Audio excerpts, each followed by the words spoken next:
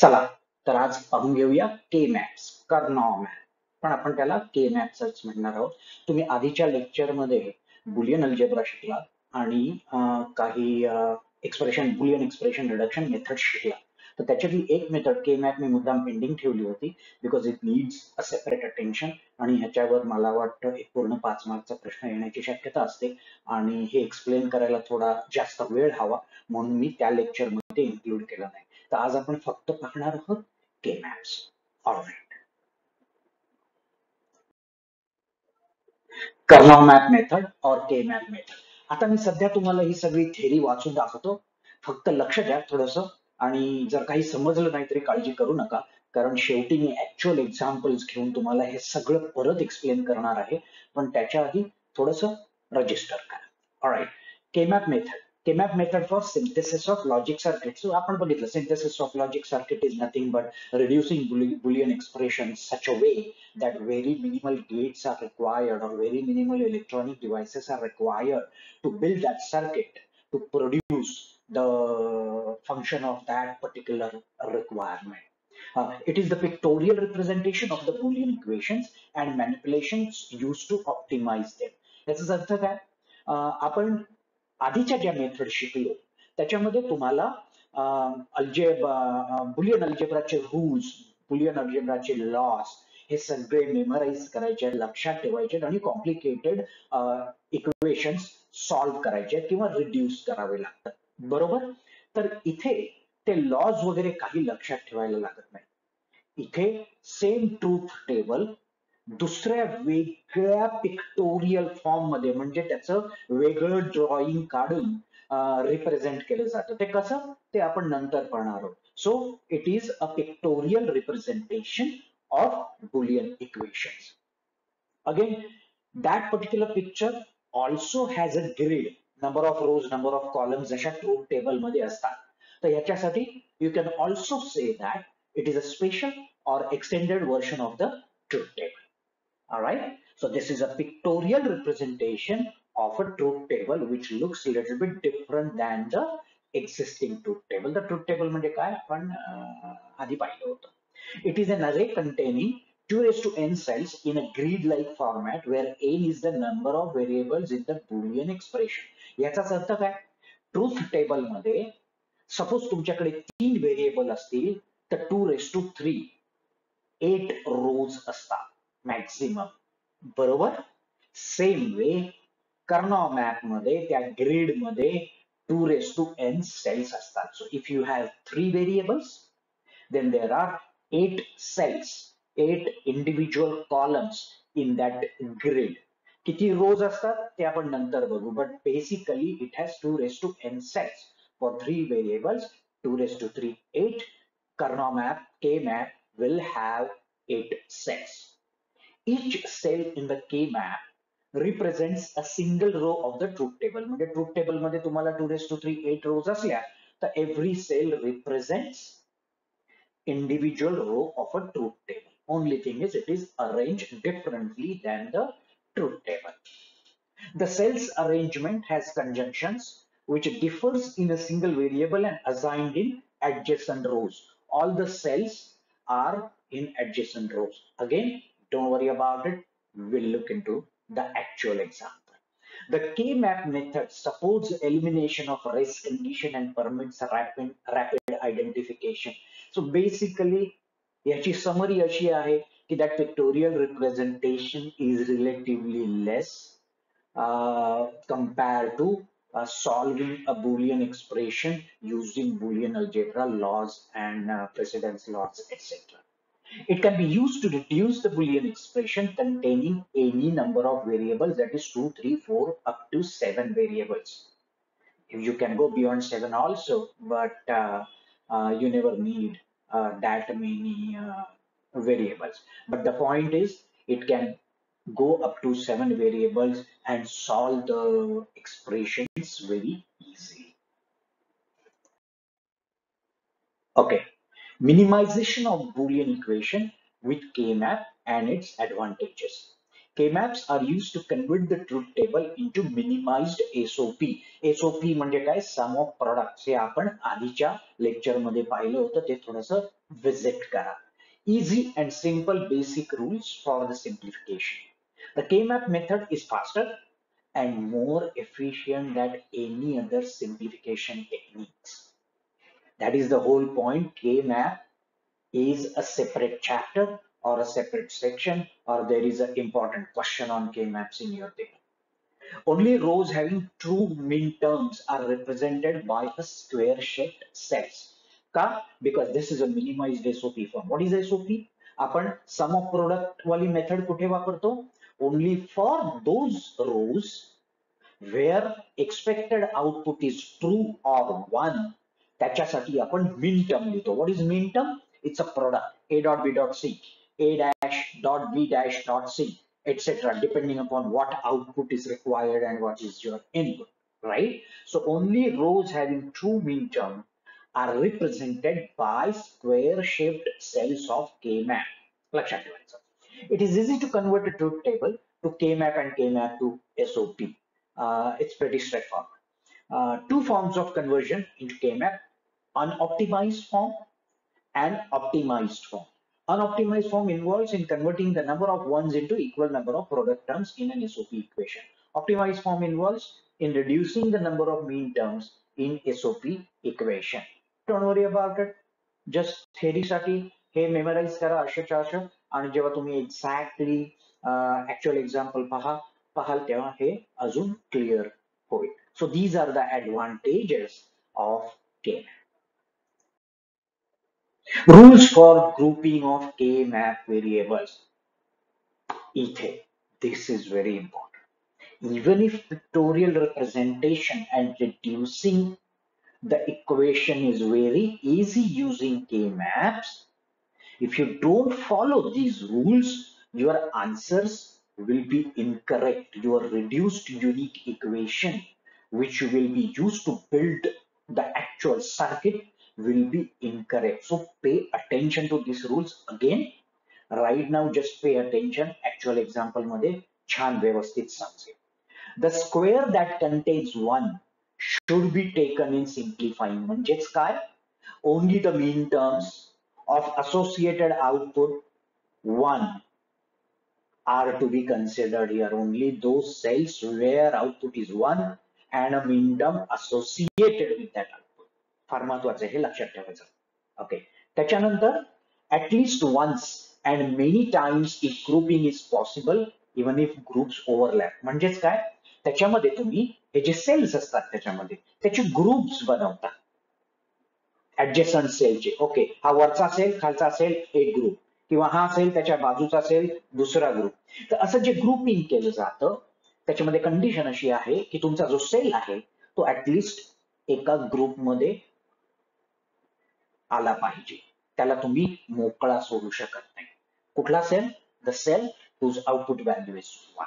Okay, group should not include any zeros. म्हणजेच काय? इथे फक्त आणि फक्त ज्याचा आउटपुट 1 एक्सपेक्टेड आहे फक्त तीच सेल्स आपण कन्सिडर करतो. झिरो वाले सेल आपण कन्सिडर करत नाही. त्यामुळे ग्रुपिंग करताना फक्त हे 1 वाले कॉलम्स किंवा 1 वाले सेल्सच ग्रुप करायचे. एम्प्टी सेल्स किंवा झिरो सेल्स ग्रुप करायचे नाही. Groups can only be horizontal and vertical rectangles. म्हणजेच काय? तुम्ही ते जेव्हा ग्रुपिंग करता 1 2 3 सेल एकत्र आणता ते तुम्ही आडवे किंवा उभे करू शकता. तुम्ही डायगोनल करू शकत नाही. समजलं का? So the groups can be done only horizontal and vertical rectangle in the form of vertical rectangles. Okay. A group should be as large as possible to reduce the expression. म्हणजेच काय? तुमचे जर 4 cells एका group मध्ये होत असतील तर 4 सेलचा एक मोठा ग्रुप बनवायचा. 2 ग्रुप नाही बनवायचे 2 सेलचे. ओके, आणि परत तिथे अजून एक पुढे एक कंडिशन आहे. मॅक्झिमम किती सेल्स तुमच्या एका ग्रुपमध्ये असू शकतात त्याची पण एक कंडिशन आहे, ती पुढे आहे. So basically based on those conditions largest group बनवायचा. तुम्ही जेवढा लार्जेस्ट ग्रुप बनवाल तेवढं तुमचं इक्वेशन अतिशय लहान होऊन जातं.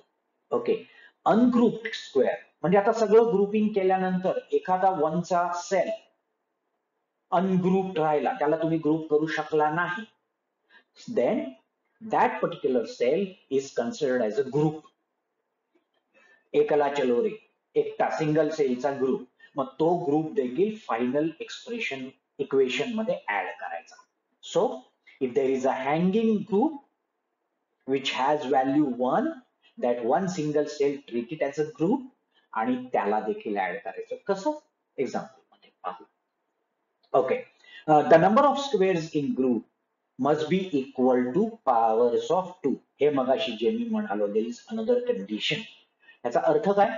तुम्ही जेव्हा जेव्हा मल्टिपल सेल्स ग्रुप करणार, एकापेक्षा जास्त सेल ग्रुप एका ग्रुपमध्ये आणणार, तेव्हा सगळ्यात महत्वाची कंडिशन ही अशी आहे की 2 raised to n, 2 raised to 0 1, 2 raised to 1 2, 2 raised to 2 4, 2 raised to 3 8, etc. So the number of cells in your group can be only 1 2 4 8 16. You cannot make a group of 3 cells. You cannot make a group of 5 cells and 6 cells. You cannot make a group of 9 cells, 10 cells, 11, 12 and 15 cells. So group can contain only either single cell, 2 cells or 4 cells or 8 cells. म्हणजे एका ग्रुपमध्ये एक sale असेल किंवा 2 sale असतील किंवा 4 किंवा 8 किंवा 16, एनी अदर नंबर चे सेल्स त्या ग्रुपमध्ये नसतील. Groups can wrap around. याचा अर्थ काय? रॅप अराउंडचा अर्थ काय सांगतो तुम्हाला. Since K map is spherical or folded, याचाच अर्थ काय? तुम्ही जर चौरस काढलेला असेल आणि त्याच्यामध्ये तुमचे ग्रिड्स असतील, त्याच्यामध्ये तुमचे मल्टिपल कॉलम्स असतील, बरोबर, तर तो चौरस जो आहे तुमचा, हा असा चौरस आहे, तर त्या चौरसला तुम्ही असा सिलेंड्रिकल केला आणि त्याचा सिलेंडर बनवला की काय होतं? तुमची राईटची जी एज आहे आणि लेफ्टची जी एज आहे त्या एकमेकाला जोडल्या जातात. याचाच अर्थ काय? तुमची लेफ्टची एज आणि राईटची एज, तिथे जो कॉलम आहे, they are considered as adjacent columns. म्हणजेच काय? पहिला कॉलम आणि शेवटचा कॉलम आर ऍडजस्टंट कॉलम्स. म्हणजे पहिल्या कॉलम मध्ये व्हॅल्यू 1 असेल आणि शेवटच्या कॉलम मध्ये व्हॅल्यू 1 असेल, तर त्यांना तुम्ही एकत्र ग्रुप करू शकता, कारण तुम्ही सिलेंडर बनवला की ते एकमेकाला जोडले जातात. So groups can wrap around since K-map is spherical or folded. That is, the beginning and end column or row are considered adjacent. The grouping of K-map variables can be done in many ways, so the simplified equation need not be unique always. याचा अर्थ काय? जसं आपण algebraic equation the Boolean expression reduce करताना वेगवेगळ्या methods वापरल्या तुम्ही, तर फायनल इक्वेशन वेगवेगळी येतात. ती करेक्ट असतात सगळी, पण त्यांचा फॉर्म वेगवेगळा असतो. सेम वे के मॅप मध्ये सुद्धा तुम्ही कसं ग्रुपिंग करता आणि काय ऑर्डर मध्ये लिहिता याच्यावर तुमची इक्वेशन डिपेंडंट असतात. So it creates n number of equations. The Boolean equation must be in canonical form in order to draw a K map. ते कॅनॉनिकल फॉर्म म्हणजे आपण प्रिव्हियस लेक्चर मध्ये पाहिलं होतं. So these are the rules, फार important rules आहेत, लक्षात ठेवायचे. हे चुकवलं तर तुमचा के मॅप चुकला, तुमचं इक्वेशन चुकलं. ओके. आता दुसरी सगळ्यात महत्वाची गोष्ट, ते होते तुमचे सगळे रूल्स की ग्रुपिंग कसं करायचं, बरोबर. पण त्या ग्रुपिंगच्याही आधी तुमची जी ग्रेड आहे, ते कुठल्या सेलमध्ये कुठल्या असोसिएटेड ट्रूथ टेबलची व्हॅल्यू टाकायच्या, त्याची एक स्पेसिफिक ऑर्डर आहे. तसंच ट्रूथ टेबल तुम्ही कसं लिहायचं ते स्पेसिफिक ऑर्डर मध्येच लिहायचं, आणि ते तुम्ही जर त्या स्पेसिफिक ऑर्डर मध्ये ट्रूथ टेबल नाही लिहिला तर तुमचं उत्तर चुकण्याची शक्यता आहे. आणि थोडस इझी होण्यासाठी, सो ओके, तर ट्रूथ टेबलची ऑर्डर काय फॉलो करायची? ट्रूथ टेबल म्हणजे number of variables, right, which are columns. तर सगळ्यात पहिल्यांदा तुमचे जेवढे इनपुट व्हेरिएबल्स आहेत तेवढे लिहून घ्यायचे. सपोज एबीसी 3 व्हेरिएबल्स आहेत तुमच्याकडे, तर पहिल्यांदा ए बी आणि सी लिहायचा, पहिले 3 कॉलम. चौथा कॉलम मध्ये तुम्हाला आउटपुट काय एक्सपेक्टेड आहे.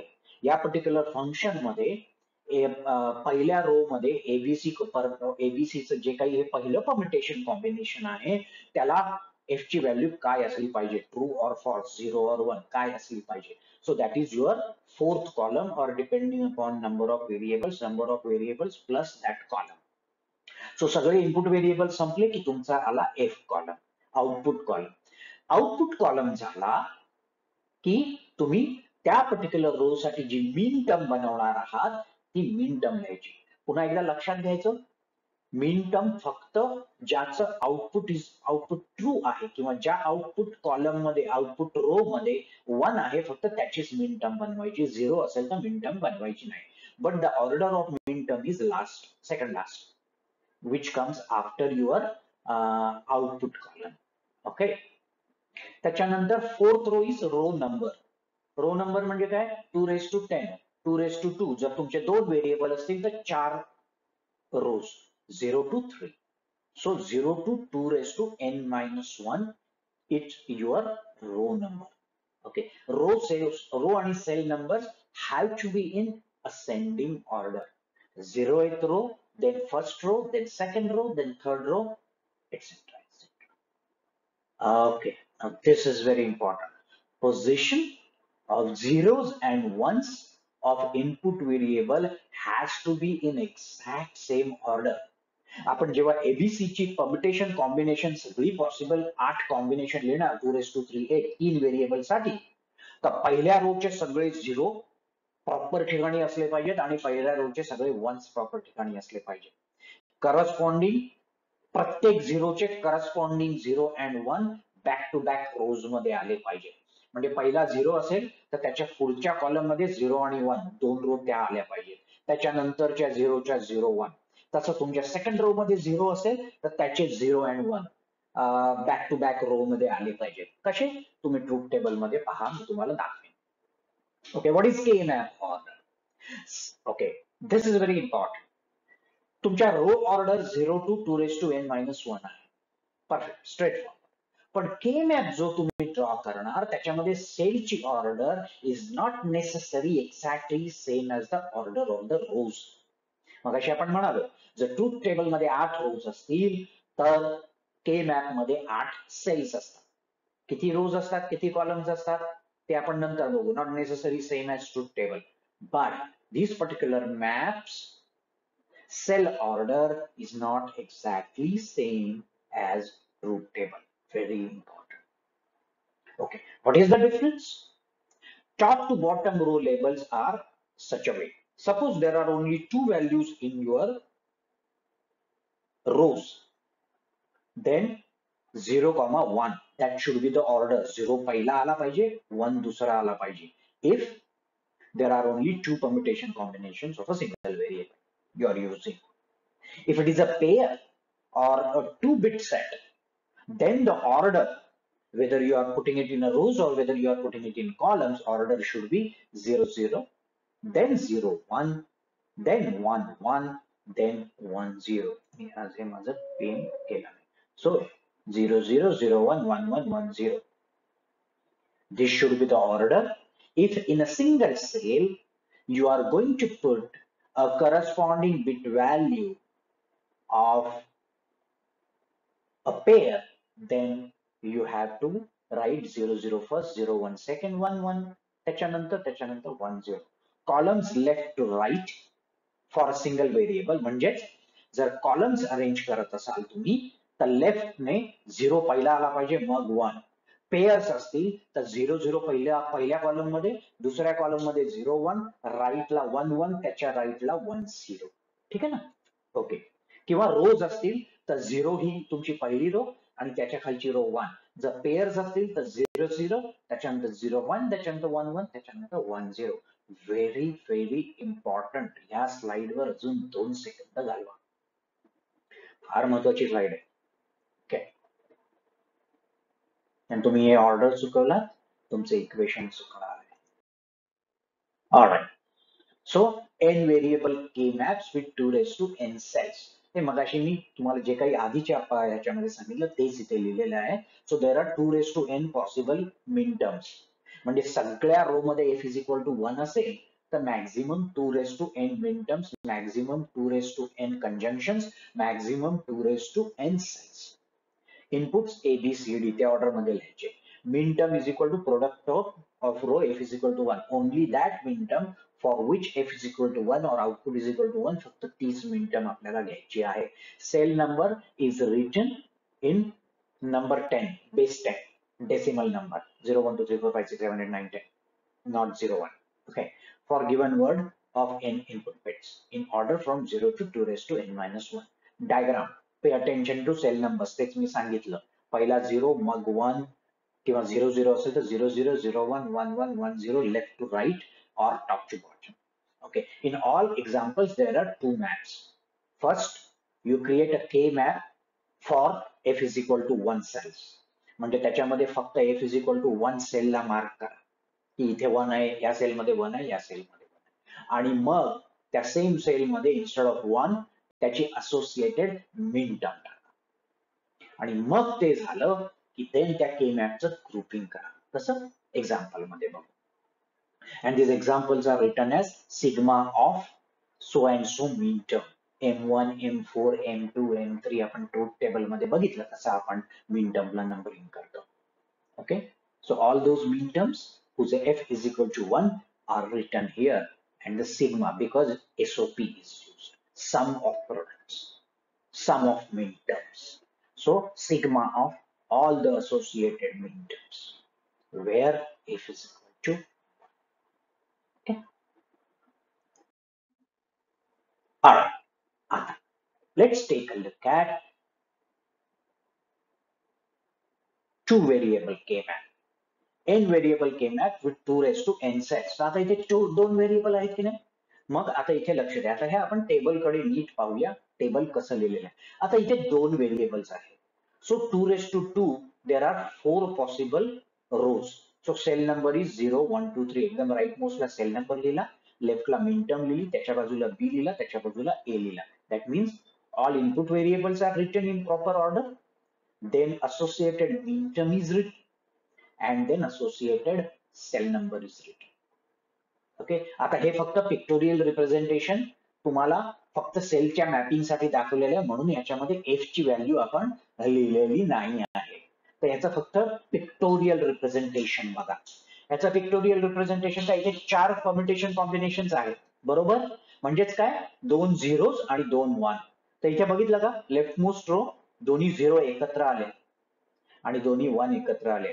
पहिल्या 0चा 0 आणि त्या पहिल्या 0चा 1 म्हणून 2 0 एकत्र आल्या, 2 रो 0 1 आणि त्याच्यानंतर 1 ला 0 1. सो अशा तऱ्हेने या रो मध्ये ऑल झिरोज आणि प्रत्येक 0चा 0 आणि 1. सो असं कॉम्बिनेशन लिहिलं. So this is the order. This.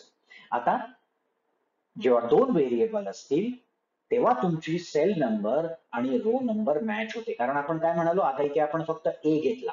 So A is represented by rows and B is represented by your column. तर A ची व्हॅल्यू 0 आणि 1 आहे आणि B ची व्हॅल्यू पण 0 आणि 1 आहे. मग 0 0 is first cell किंवा cell number 0. 0, 1 combination is second cell, row number 1. त्याच्यानंतर रो नंबर 2, त्याच्यानंतर रो नंबर 3. तर इथे तुमची रो नंबर आणि सेल नंबर जर तुम्ही इथून सेल नंबर केला 0, 1, 2, 3 तर तुमचे ते मॅच होतात. पण तुम्ही जेव्हा 3 व्हेरिएबल मध्ये जाता तेव्हा ते मॅच होणार नाही. कसे तुम्हाला दाखवेल. So this is the way your 2 variable map minus output. तर आता let's take a look at exact example. Alright, this is a real life example. नीट लक्ष द्या. आता A आणि B चं कॉम्बिनेशन 0 0 0 1 1 0 1 1. आपले 0 प्रॉपर ऑर्डर मध्ये आहेत, 1 प्रॉपर ऑर्डर मध्ये आहेत, B चे प्रॉपर ऑर्डर मध्ये. आणि एक्सपेक्टेड आउटपुट काय आहे या पर्टिक्युलर सर्किटचं, की पहिली जी रो आहे त्याची व्हॅल्यू 0 असायला पाहिजे आणि उरलेल्या तिन्हीची व्हॅल्यू 1 असायला पाहिजे, 1 असायला पाहिजे. ओके. मग त्याची असोसिएटेड मिनटर्म आणि त्याचे सेल नंबर 0, 1, 2, 3. तर आता मिनटर्म कशी केली आपण इथे. आता मिनटर्म म्हणजे आपल्याला प्रोडक्ट बनवायचं आहे. So A into B 0 0 and 1 or 0.1 is 0. So आपल्याला 0 नको आहे, आपल्याला आउटपुट 1 हवा आहे, म्हणून A ला इनव्हर्स केला. A inverse B is 1.1. which is 1. तसाच इथे AB इन्व्हर्स केला आणि इथे AB, so you got 1. So for output value 1 only we have written a mean term, a product of two variables. समजलं का? Pretty straightforward. ओके. आता आपण काय म्हणालो, टू टाईपचे के मॅप्स आपण ड्रॉ करणार. तर आता इथे आपण के मॅप कसा ड्रॉ केला, जेव्हा ए ची व्हॅल्यू 0 आणि 1, मी ऑर्डर सांगितली होती पहा. जर सिंगल व्हेरिएबल असेल तर टॉप टू बॉटम 0 आणि 1 आणि लेफ्ट टू राईट 0 आणि 1. तर आता row is represented by variable A. आपल्याकडे दोनच व्हेरिएबल आहे म्हणून ए रो रिप्रेझेंट करतो आणि बी कॉलम रिप्रेझेंट करतो. तर आता 0 0 हा 0 0 चं कॉम्बिनेशन आहे, त्याची व्हॅल्यू आहे 0 आणि बाकी उरलेल्यांची ए 0 1 ची व्हॅल्यू आहे 1, 1 1 ची व्हॅल्यू आहे 1 आणि 1 0 ची व्हॅल्यू आहे 1. 3 1s 1 0. समजलं का? ओके. आता 0,1 चा हा जो 1 आहे त्याची मीन टर्म काय आहे?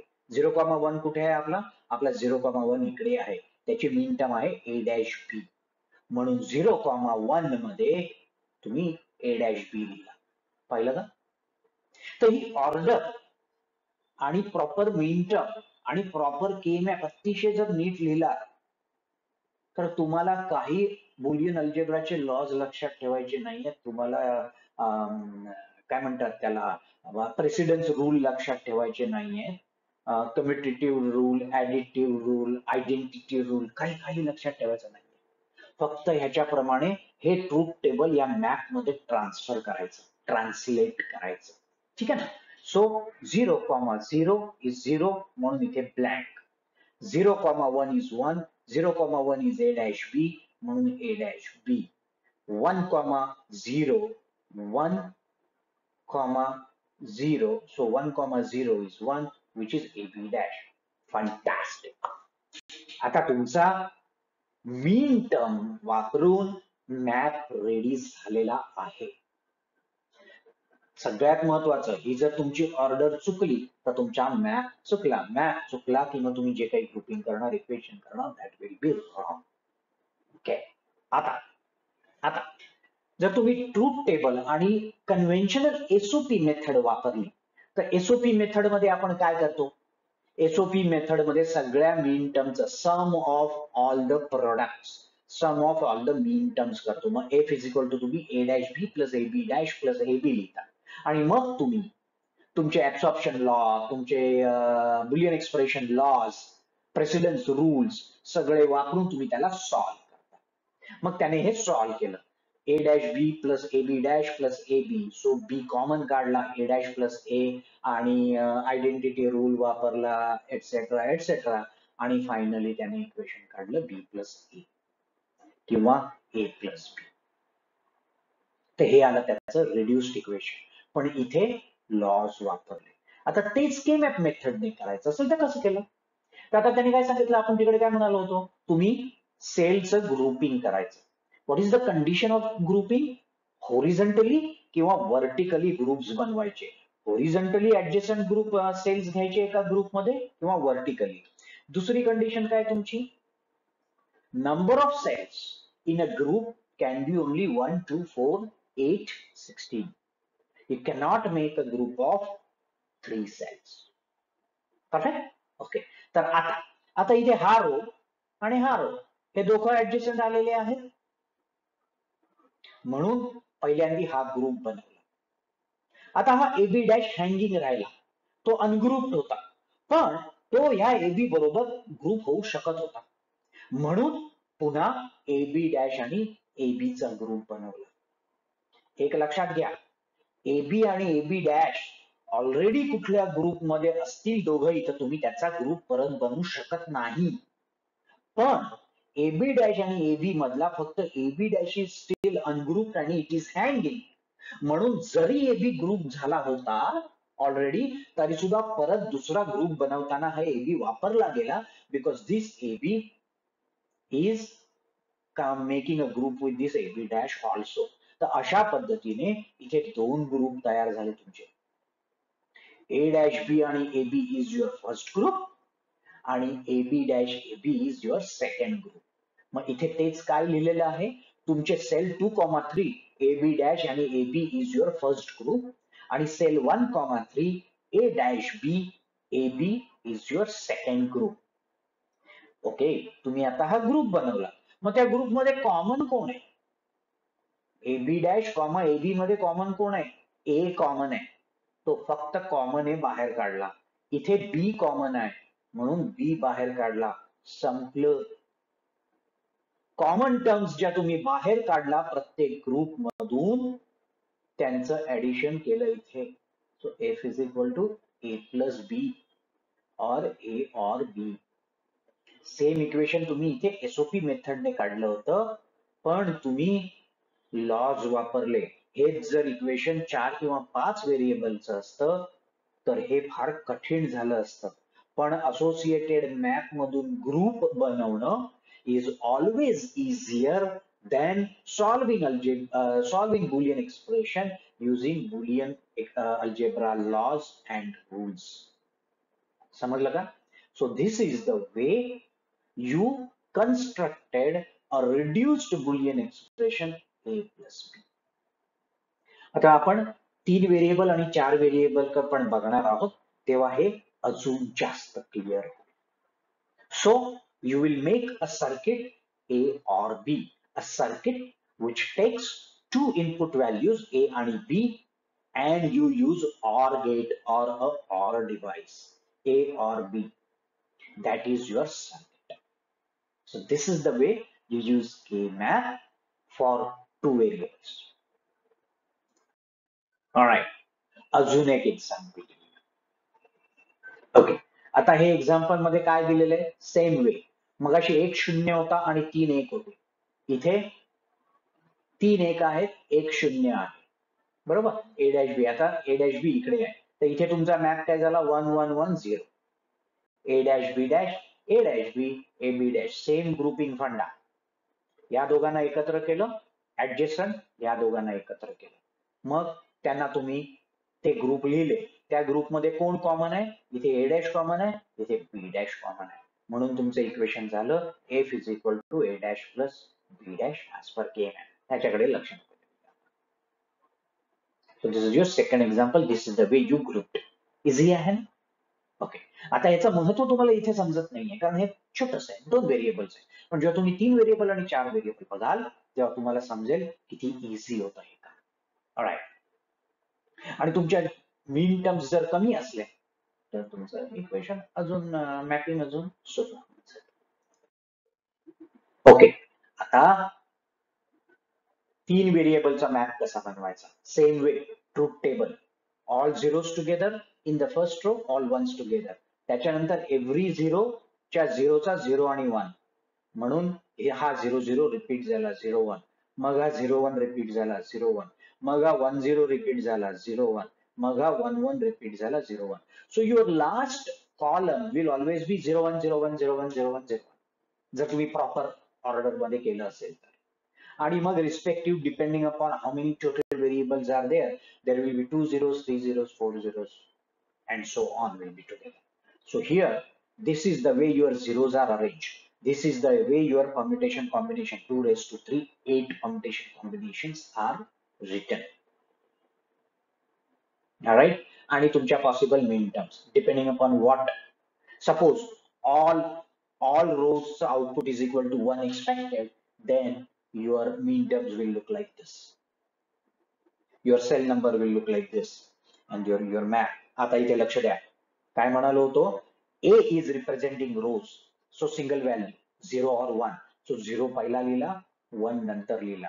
And then columns are represented by combination of BC, input variable BC. आणि तिथे कॉम्बिनेशन काय आपण ऑर्डर दिली होती? 0 0 पहिला लिहायचा, 0 1 दुसरा लिहायचा, 1 1 त्याच्यानंतर 1 0. समजलं का? तर आता तुम्ही हे जे रो नंबर आहेत किंवा सेल नंबर आहेत त्या सेल्सना जर तुम्ही नंबरिंग केलं तर बघा ते ऑर्डर मध्ये नाहीये. इथे 0 0 0 is cell number 0, 0 0 1 is cell number 1, 0 1 1 0 1 1 is cell number 3. Cell number 3. 010. 010 is cell number 2. बघितलं का? Cell numbers are not in order. So these cells are not in order of cell number of the truth table. They are in order of respective row 01 and respective column, provided they are written as 00011110. So cell numbers of a truth table will look like 01324576. समजलं का? This order is very important. याच्यामध्ये आपण मुद्दामून F लिहिलेलं नाहीये. Assumption is all F's are 1. पण इथे जास्त महत्वाचं काय आहे की हे सेलचं कॉम्बिनेशन जे इथे वापरलेलं आहे आणि त्याची order is very important. Let's look at real life example. Okay, आता रिअल लाईफ एक्झाम्पल. आता एसओपी ने मी प्रत्येक ठिकाणी दाखवणार नाहीये. आता तुम्हाला समजलं एसओपी मध्ये सगळ्या मिन टर्म ऍड करता, बुलियन अल्जेब्राचे लॉज वापरता आणि सॉल्व्ह करता. आता इथे आपण फक्त के मॅप सॉल्विंग बघणार आहोत. तर इथे काय एक्सपेक्टेड आहे? This is 2 raised to n. So there are 8 rows, 8 possible 0-1 combinations. आणि त्याच्यामध्ये 0th सेल, फर्स्ट सेल और first row, third row, fourth row, fifth row, sixth row मध्ये 1 आला पाहिजे. आउटपुट 1 आहे. बाकी दोन ठिकाणी सेल नंबर 2 मध्ये आउटपुट इज 0 आणि इथे आउटपुट इज 0. सो आपण तो मॅप लिहिला. A is equal to 0, A is equal to 1, BC 0 0 0 1 आणि त्यांचे करस्पॉन्डिंग आउटपुट व्हॅल्यू इथे लिहिल्या. आता जिथे जिथे 1 आहे फक्त त्याची असोसिएटेड मिन टर्म. इथे मिन टर्म काय होती? A dash B dash C. इथे 0 0 आहे म्हणून त्याला इन्व्हर्स केला. A inverse B inverse C. 1.1.1 is 1. So त्याची असोसिएटेड लिहिली. त्याच्यानंतर A B C म्हणजेच 001 ची असोसिएटेड मिन टर्म लिहिली. 011 ची असोसिएटेड मिन टर्म लिहिली. 0100 आहे म्हणून त्याला ब्लँक ठेवला. त्याच्यानंतर 100 A B dash C dash A B dash C आणि BC. BC 111 is 0 म्हणून हा सेल ब्लँक राहिला. ठीक आहे. आता इथे पाहिलं का तुम्ही? 3 ऍडजस्टंट सेल्स आहेत इथे. A dash B dash C, A dash B dash C आणि A dash B C. तर तुम्ही या तिघांचं ग्रुपिंग करू शकता because they are adjacent horizontally. पण आपला रूल काय आहे? 2 raised to n पॉवर. फक्त 1 2 4 6 3 चं ग्रुपिंग करू शकत नाही. म्हणून इथे त्याने काय केलं? इथे त्याने ह्या दोघांना ग्रुपिंग केलं. या दोघांना पण मी ग्रुपिंग करू शकलो असतो पण मग हा हँगिंग राहिला असता. पण ह्याला पण ग्रुपिंग साठी इथे स्कोप आहे म्हणून ह्याला सोडला. त्या 3 मधून मला सोडायच्या ऐवजी ह्याला सोडायच्या ऐवजी मी ह्याला सोडला. समजलं की नाही? म्हणून मी ह्याला आधी ग्रुपिंग करून घेतलं. All right, okay. आता इथे 2 ऍडजस्टंट कॉलम्स आहेत आणि 2 इथे पण ऍडजस्टंट आहेत. म्हणजे 4ही एकत्र आहेत. सगळ्यात मोठ्यात मोठा ग्रुप बनवायचा. सो मी काय केलं? सगळ्यात पहिल्यांदी हा मोठ्यात मोठा ग्रुप 4 चा बनवला. बरोबर? मग हा A dash B dash C hanging राहिला होता म्हणून या 4 मधल्या ह्याच्या बरोबर त्याचा ग्रुप बनवला. पहिल्यांदी 4 चा ग्रुप बनवला. मग हा ABC हँगिंग होता त्याला ह्याच्या बरोबर जोडला. ग्रुप ओव्हरलॅप झाला पण ह्या ABC बरोबर ह्याचं ग्रुपिंग होत आहे म्हणून याला परत वापरला. तसाच हा ABC डॅश हँगिंग होता आणि आपण काय म्हणालो? Cylindrical circular. Last column is adjacent to first column. म्हणून जर तुम्ही सिलेंड्रिकली फोल्ड केला तर हा कॉलम ह्या कॉलमला जोडला गेला आणि ते ऍडजस्टंट झाले. आणि हा ABC हँगिंग होता म्हणून त्याला ह्याच्या बरोबर जोडला आणि तिसरा ग्रुप बनवला. पहिल्यांदा 4 चा अख्खा ग्रुप बनवला. मग या दोघांचा दुसरा ग्रुप बनवला आणि हा जो हँगिंग होता त्याला घेऊन ह्या ABC ला घेऊन तिसरा ग्रुप बनवला आणि 3 ग्रुप बनवले. समजलं? आता अजून एक गोष्ट तुम्हाला सांगतो. आता हे 4 ग्रुप जसे बनवले तसं तुम्ही ह्याला घेऊन ग्रुप बनवला होता ना. मग मी ह्या ग्रुपला का यांचा परत ग्रुप का नाही बनवला? का? कारण हे दोघही ऑलरेडी एकदा ग्रुप झालेले आहेत. They are not hanging anymore. म्हणून या 4 मधून तुम्ही परत हा 2चा ग्रुप, ह्या 2चा ग्रुप, ह्या 2चा ग्रुप आणि आडवा ह्या 2चा ग्रुप असे नाही करू शकत. कारण ते रिपीट होणार. म्हणून 4च्या मधून फक्त जर कुठला हँगिंग सेल असेल तर त्याला ग्रुप करण्यासाठी तुम्ही त्याला परत वापरा. पण दोघांचा ग्रुप बनवताना ते दोघही ऑलरेडी ग्रुप झाले असतील तर त्याला तुम्ही परत वापरू शकत नाही. म्हणून मी हा उभा ग्रुप घेतला नाही किंवा हा आडवा ग्रुप घेतला नाही. सो आय कुड मेक, मी फक्त 3च ग्रुप बनवू शकलो. हा 4चा एक ग्रुप, हा 2चा एक ग्रुप, हा 2चा एक ग्रुप. That's it. तिघांचे ग्रुप बनवले. आता पहिला group 1,3 A dash B dash C आणि A dash B C. त्याच्यानंतर G2 6,4 A B C dash A B dash C dash आणि त्याच्यानंतर G3 4चा ग्रुप. हे 4 सेल त्यांची व्हॅल्यू त्यांच्या मिन टर्म्स आहेत A dash B dash C dash A dash B dash C A B dash C dash A B dash C. बरोबर ना?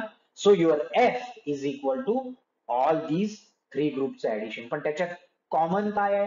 तर आता आपण कॉमन कोण घेतला? पहिल्या ग्रुपमध्ये कॉमन काय आहे? पहिल्या ग्रुपमध्ये A डॅश C कॉमन आहे म्हणून तो लिहिला. दुसऱ्यामध्ये AC डॅश कॉमन आहे आणि हा जो तिसरा ग्रुप आहे 4चा त्याच्यामध्ये फक्त B डॅश कॉमन आहे म्हणून इथे B डॅश कॉमन होता तो लिहिला. झालं, तुमचं इक्वेशन तयार झालं. A dash C plus AC dash plus B dash. So you first made the groups. त्या ग्रुप मधून इंडिव्हिज्युअल कॉमन टर्म्स काढल्या आणि त्या common terms of all the groups added together to make the final K-map equation. So in this case, F is equal to A dash C plus AC dash plus B dash. It is so easy. पाहिलं का तुम्ही? हेच जर equation तुमचं, हे जे equation आहे ते बघा किती मोठं इक्वेशन आहे. जर एसओपी वापरून तुम्हाला करावं लागलं असतं तर तुम्हाला बरेच रूल लक्षात ठेवावे लागले असते आणि ते रिड्यूस करावं लागलं असतं. पिक्टोरियली तुम्ही फक्त ते प्रॉपर सेलमध्ये मिन टर्म्स लिहिला, त्याचं ग्रुपिंग केला आणि प्रत्येक ग्रुप मधून कॉमन टर्म शोधून काढली आणि त्या कॉमन टर्म सगळ्या ऍड केल्या. As simple as that. कळलं का? So F is equal to A dash C plus AC dash plus B dash. We made 3 groups. 2 groups are 2 mean terms आणि third group is 4 mean terms. त्याच्यातून common काढल्याबरोबर या एवढ्या मोठ्या ज्या 4 mean term होत्या they got translated into B dash. संपलं का? काय कॉम्प्युटेशन तुम्हाला करावंच लागलं नाही. तुम्हाला या चौघांच्या ऍडिशन सॉल्व्हच करावं लागलं नाही. फक्त कॉमन टर्म काढली आणि बाजूला लिहिली. संपलं का? Alright, let's take a next example. Okay, आता आपण 3चं मी दुसरं एक्झाम्पल वापरलं नाही. आता इट इज 4 सेट्स. पुन्हा ऑर्डर नीट लक्षात ठेवा. All zeros 1 2 raised to 4 16. So पहिले 8 झिरोज आणि त्याच्यानंतर 8 ones. मग त्याचे करस्पॉन्डिंग 0 डी इज 0 1 0 1 0 1 0 1 0 1. तर ही जी 3 झिरोची पेअर आहे, 3 झिरोचा ट्रिपलेट आहे, त्याचा 0 आणि 1. मग 0 0 1 चा 0 आणि 1. मग 0 1 0 चा 0 आणि 1. मग 0 1 1 चा 0 आणि 1. मग 1 0 0 चा 0 आणि 1. मग 1 0 1 चा 0 आणि 1. मग 1 1 0 चा. So this is the right order. आणि मग करस्पॉन्डिंग मिन टर्म्सचे सेल नंबर. आता इथे काय केलं? इथे 16 व्हेरिएबल्स आहेत म्हणून रोज मध्ये सिंगल व्हेरिएबल घेतला नाही. Rows are also pair of variables A B आणि columns are pair of variable C D. आणि पेअर असेल तर order is 0 0 0 1 1 1 1 0. This order is very important. Please please please pay attention. 0 0 0 1 1 1 1 0. Cell numbers are 0 1 3 2 4 5 7 6. If you look at these cell numbers of a truth table, those cell numbers are here written as 0 1 3 2. So these 0 1 3 2 are the cell numbers of the truth table. But if you look at if you give sequential number to these, this will be 0 1 2 3 of K-map, but it is 0 1 3 2 of truth table. And corresponding mean terms provided they are 1. F is 1 or their product is 1. Okay, so this is 4. Let's take a real life example. Okay, आता इथे एक real life example दिलं होतं, त्या same truth table सारखं आपण लिहिलं आणि त्याच्यामध्ये तो काय म्हणतो, फक्त cell number 1, cell number 5, cell number 12 आणि सेल नंबर 13 मध्येच फक्त 1 यायला पाहिजे. If this is the permutation combination of 4 variables, then my output is 1. Then only you write the mean term. So you have written corresponding mean term. इथे 2 0 1 1 आहेत म्हणून C आणि D ला इन्व्हर्स केला. 1 1 inverse of C 0 is 1, inverse of 0 is 1, 1 1 1 1 is 1. So तुमच्या या term आल्या. आता तुम्ही हा मॅप ड्रॉ केला. आता इथे मॅप मध्ये काय केलं, मी मुद्दाम इथे 0 लिहिले नाहीये, तो only 0 0 0 1 combination is 1. Only 4 cells are 1. 0 0 0 1, 0 1 0 1, 1 1 0 1 and 1 1 0 0. These are the only 4 cells whose output is expected as 1. त्याच्या करस्पॉन्डिंग मीन टर्म लिहिल्या, संपलं काम. SOP ने या सगळ्यांना तुम्हाला ऍड करत बसायला पाहिजे, त्याच्याऐवजी इथे ग्रुपिंग केलं. मग अशी काय आपण सांगितलं, रूल प्रमाणे you cannot group 3 together. So मी या दोघांना ग्रुप केलं आणि हा याच्या बरोबर ग्रुप झाला म्हणून याला ग्रुप केलं. Now there is no more hanging, म्हणून मी A dash B dash C dash D already एकदा ग्रुप मध्ये आलेला आहे, AB C dash D already एका ग्रुप मध्ये आलेला आहे, म्हणून मी त्याला परत ग्रुपिंग केलं नाही. These are the rules you have to follow. Don't repeat the cell. If all the cells involved in group were already involved in groups, you cannot make that group. If the adjacent cell is hanging, then only you use the cell which was already grouped to make a new group. समजलं ना? तर ते rule व्यवस्थित follow करा बस. मग इथे आता फक्त 2च ग्रुप झाले, 3चा ग्रुप आपण कन्स्ट्रक्ट करू शकत नाही. Rule is you should have 1 2 4 8 16 cells in a group. म्हणून इथे फक्त 2 ग्रुप झाले. हे 2 ग्रुप झाले, G1 12,13, G2 1,5. संपलं का? आणि मग त्यांच्यामध्ये कॉमन कोण होता, पहिल्या ग्रुपमध्ये कॉमन होता ABC डॅश, दुसऱ्या ग्रुपमध्ये कॉमन होता A dash C dash D. दोघांना ऍड केलं, झालं तुमचं बुलियन एक्सप्रेशन रिड्यूस, झालं तुमचं equation. Now you take the gates and construct a circuit. आता इथे किती गेट्स हवी आहेत तुम्हाला, 1 डॉट 2 डॉट 1 इनवर्स 3 गेट. हे 4थं गेट ऑरचं, 5वं गेट इनवर्सचं, 6वं गेट इनवर्सचं, 7वं गेट अँडचं, 8वं गेट अँडचं. So you need 8 gates, 8 electronic small gate components to make this circuit. संपलं का? And once you take this circuit and you put all these values, respective ABC values, you will get right output as given in this column. This is the output.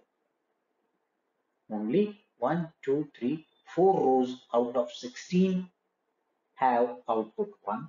Rest of the rows it is 0. So this is 2 raised to 4, 16 possible input combinations given. किती easy आहे का, है ना? Alright, तुम्हाला जर हे lecture आवडलं असेल तर follow me on Facebook, follow me on YouTube, subscribe करायला विसरू नका. सबस्क्राईब युट्यूब वर तुम्ही जर केलं तर ऍडव्हान्टेज असं आहे, जेव्हा जेव्हा मी लेक्चर टाकेन तेव्हा तुम्हाला ऑटोमॅटिक नोटिफिकेशन मिळेल. तुम्ही माझ्या पेजला फेसबुकवर लाईक केला, माझं फेसबुकवर जे पेज आहे त्याला लाईक केला तर सुद्धा तुम्हाला नोटिफिकेशन मिळत जाईल. मी हा व्हिडिओ फेसबुकच्या पेजवर पण टाकतो आणि युट्यूबवर पण टाकतो. चला तर मी अशी आशा करतो की तुम्हाला हे लेक्चर आवडलं असेल आणि त्यात सगळ्यात महत्त्वाचं म्हणजे तुम्हाला हे लेक्चर समजलं असेल असं मी गृहीत धरतो आणि आता हे लेक्चर स्टॉप करतो. Bye bye. Thank you very much. See you sometime next week or tomorrow day after tomorrow.